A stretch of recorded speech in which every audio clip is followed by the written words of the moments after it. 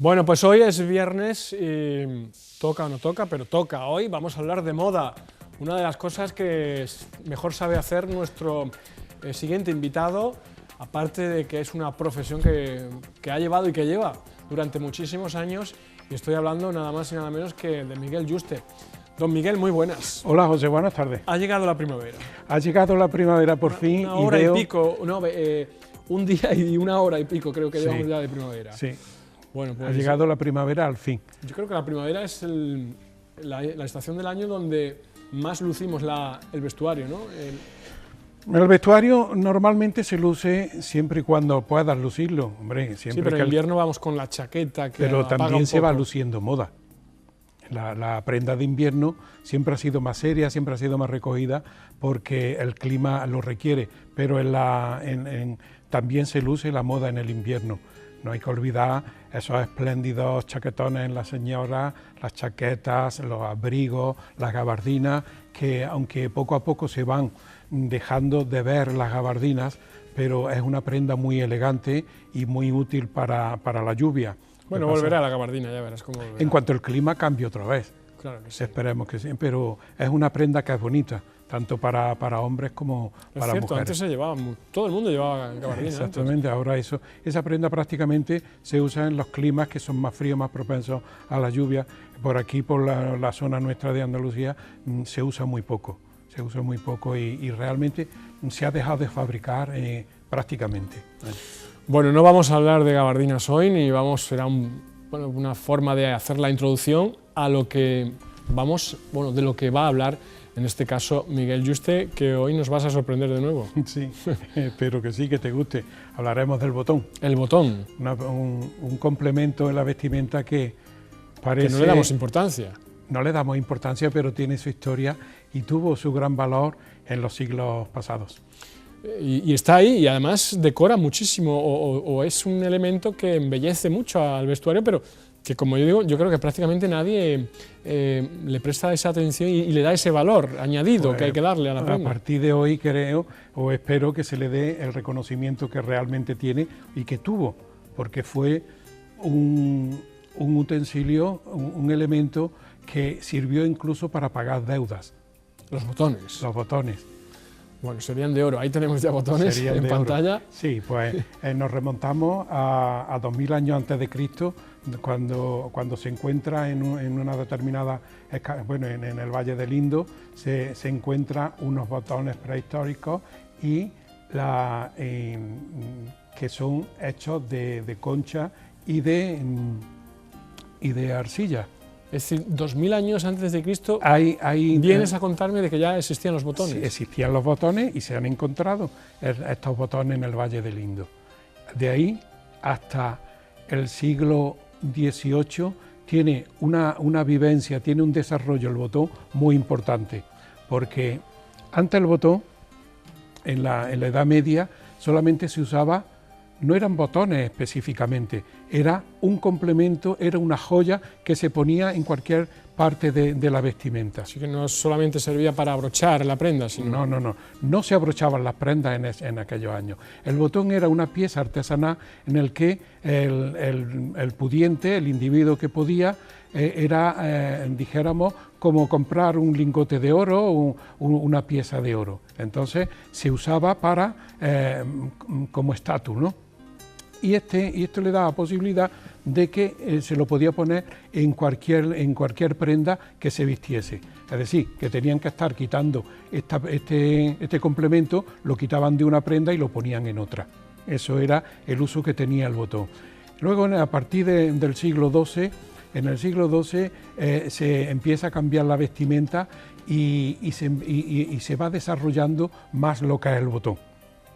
Siglo XII, siglo XIII, aparecen los ojales, porque la vestimenta, al cambiarse ya de una vestimenta amplia que se llevaba menos estructurada, llega este cambio de la indumentaria a que hay que adaptarla al cuerpo.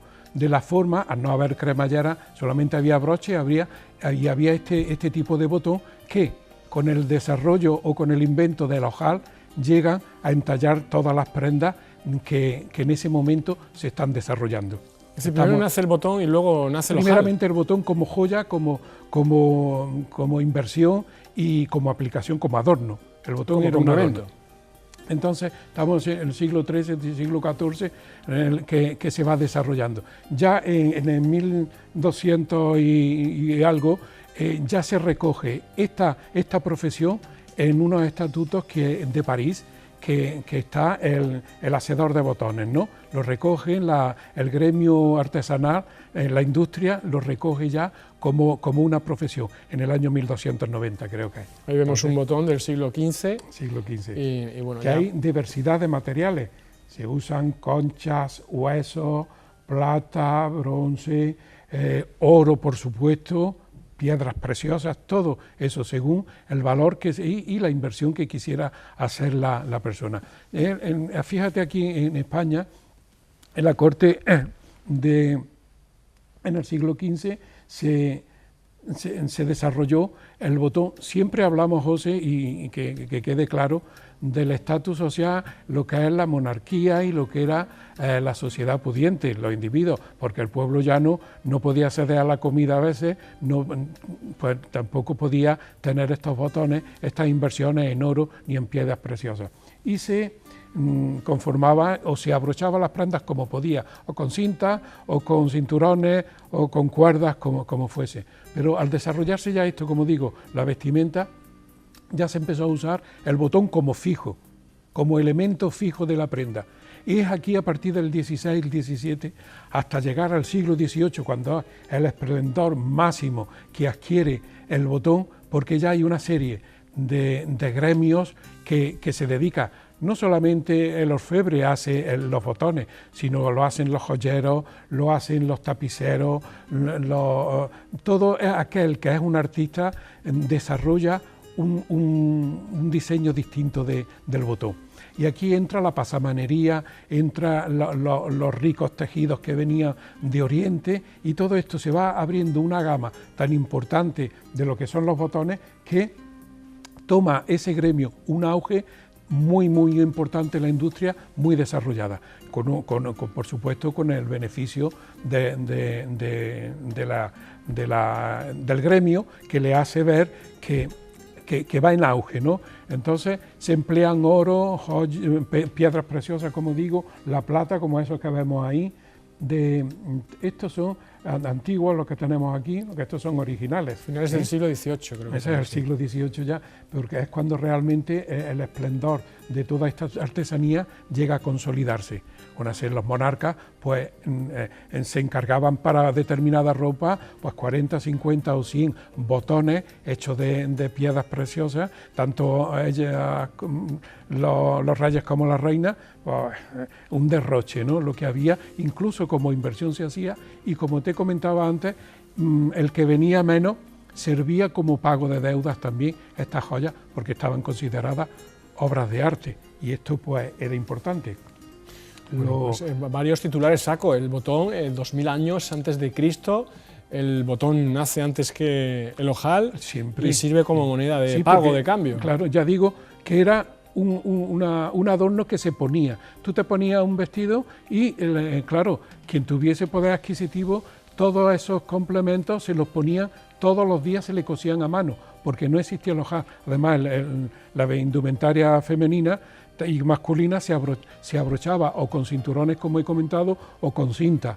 Ahí vemos los corsés que las señoras llevaban con este sistema de ajuste que era la cinta, ¿no?, para adaptarla al cuerpo. Y todo ello llevó un proceso hasta que llegó a usarse el botón fijo en la prenda, no para cambiarla de una a otra, sino que se quedó como botón fijo. Claro, la inversión. Y esto, José, te quería comentar que estos son unos grabados que son únicos en el mundo. Esto lo recoge la enciclopedia que escribió Diderot de Lambert, que desarrolla los troqueles, la maquinaria de ese siglo, que sirvió de base para toda la industria del botón, que realmente fue la que la desarrolló primeramente, fue Francia, la que desarrolló, luego se extendió a Inglaterra, que se hizo supremacía en el dominio cuando llegó la revolución industrial, se hizo dueña del mercado y luego se extendió a América. todo un proceso, como ves, que es importante porque conforme se iban aplicando en los países esta industria, iban enriqueciéndose tanto el sector como los artesanos, ¿no? Y todas estas láminas que vienen, estas 6 láminas que hay ahí de color sepia, todas ellas hacen referencia a la fabricación. ¿Lo ves? Aquí vemos las maquinarias que en aquel entonces se utilizaban para hacer. Y Diderot hace referencia a los obreros y a esto como algo novedoso que realmente fue importante, fue un desarrollo económico en los siglos que se hizo, la maquinaria. Y claro, luego, hoy por hoy el botón se hará a grandes escalas, a grandes tiradas. Pues fíjate, para sorprenderte, creo que te sorprenderé, en China nada más que no se hace el 100% de los botones, de momento, se hace sobre el 70 o el 80% de la producción mundial y hace 15.000 millones de botones. 15.000 millones de botones. Al año. Madre mía. Solamente China. Y eso que no le prestamos atención al botón. Sí. Es decir, que es un negocio redondo, sí. Nunca mejor dicho. Bueno, el botón que es redondo. Bueno, un negocio redondo, también lo hay triangulares, hay de diferentes formas. Todo esto, pero luego llegó el siglo XIX y la situación mundial pues no estaba para el desarrollo de ninguna industria. Se quedó olvidado esto y ahí quedó. Entonces, con los conceptos de la nueva sociedad que hubo, pues se volvió la sociedad. Este esplendor, este lujo que en siglos pasados, siglo XVIII, XVII, se mantenía, aquí decayó. Hasta llegar al siglo XIX, 1930, en el que, como siempre los artistas, los surrealistas, le dieron un primer plano otra vez al botón. Pero aquí ya con unos elementos, claro, más actualizados del siglo XIX, con otros materiales más baratos, pero le dieron un diseño tan bonito que realmente se recuperó el esplendor del botón, no la riqueza material de los elementos del oro ni de las piedras preciosas, pero sí en diseño se recobró eso. Y aquí te he traído como testimonio 2 patentes de 1833 y otra de 1839, son originales del registro de Nueva York, de la propiedad intelectual de ese diseño, que en aquellos años, como ahora mismo, pues se registraba la propiedad intelectual de la patente, ¿no?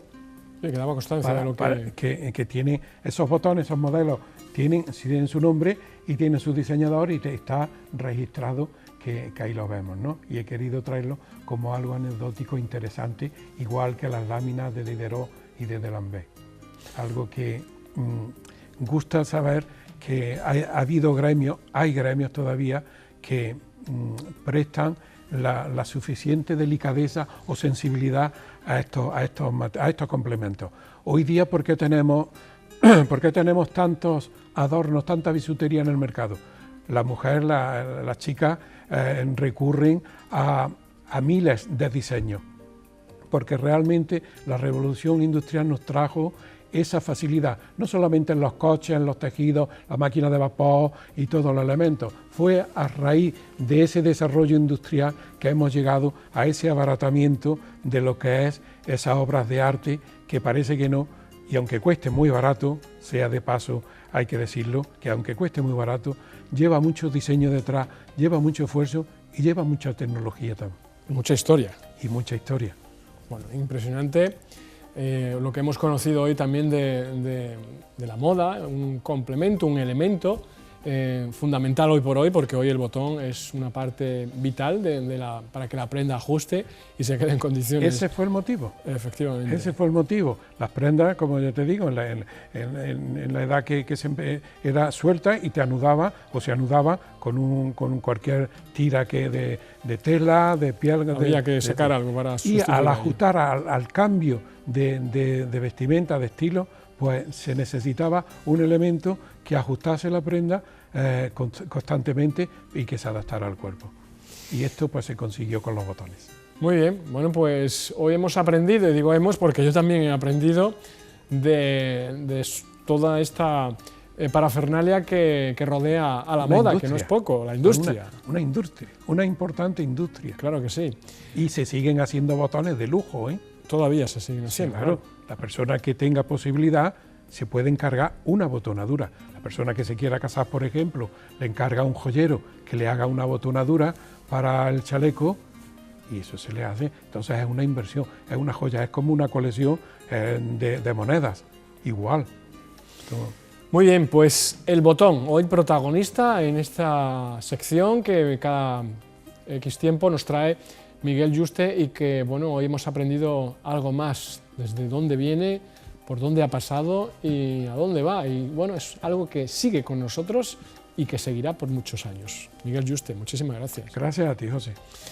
Muy bien, pues hacemos otro alto en el camino después de haber conocido cosas interesantes sobre una cosa tan simple, a simple vista, como el botón. Hasta ahora.